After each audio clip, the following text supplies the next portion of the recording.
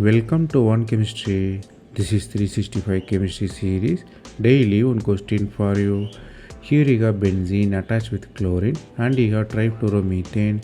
Inside chain you have amine which is attached with succinic ester. Here you are using diphenyl ether and heating it up. You have to guess what will be the final product.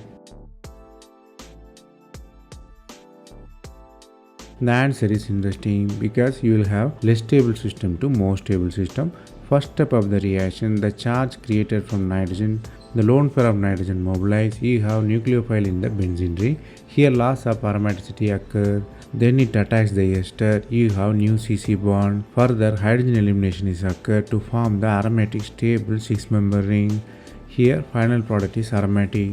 Here if you see, you are starting from losing a aromaticity of smaller one, you are getting the bigger one with 10 pi electron, so less stable to more stable system. The concept you have to learn here is the molecule always try to achieve the higher stability by any means.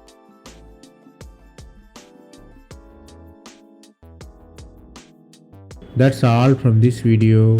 Thanks for watching. If you have any suggestion, comment below.